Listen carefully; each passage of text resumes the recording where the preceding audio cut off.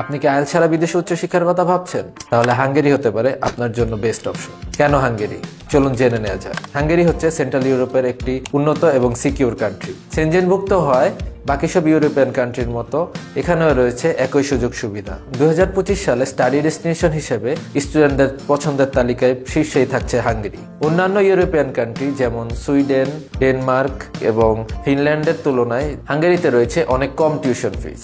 কম CGPA এবং IELTS ছাড়াও আপনি হাঙ্গেরিতে স্টুডেন্ট ভিসায় অ্যাপ্লাই করতে পারবেন। হাঙ্গেরিতে রয়েছে অনেক কম লিভিং এক্সপেন্স, যা একজন স্টুডেন্ট পার্ট টাইম জব করেই বেয়ার করতে পারবে। হাঙ্গেরিয়ান ইউনিভার্সিটিগুলো ব্যাচেলার্সে 5 বছর এবং মাস্টার্সে 8 থেকে 10 বছর স্টাডি গ্যাপ অ্যাকসেপ্ট করে। একজন ইন্টারন্যাশনাল স্টুডেন্ট উইকলি 30 আওয়ার্সের মতো পার্ট টাইম জব করতে পারে এবং সেমিস্টার ব্রেক এবং ভ্যাকেশনে সে ফুল টাইম কাজ করতে পারবে। অনেকেই প্রশ্ন করেন স্টুডেন্ট অবস্থায় পার্ট টাইম জব করে ফুল টিউশন ফিস বেয়ার করা পসিবল কিনা।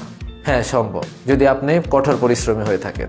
হাঙ্গেরিতে আপনি অনার্স, মাস্টার্স এবং পিএইচডি প্রোগ্রামে আসতে পারেন। এখানে রয়েছে সায়েন্স, আর্টস, কমার্স এবং সোশ্যাল সায়েন্সের অনেকগুলো কোর্স। চলুন এবার আলোচনা করা যাক পিআর ফ্যাসিলিটিস নিয়ে। হাঙ্গেরিতে আপনার পড়াশোনা কমপ্লিটের পর 3 থেকে 5 বছর লিগালি থাকার পর আপনি পিআর এর জন্য অ্যাপ্লিকেবল হয়ে যাবেন। আশা করি এই ভিডিও দেখার পর আপনাদের হাঙ্গেরি সংক্রান্ত সকল কনফিউশন ক্লিয়ার হয়েছে।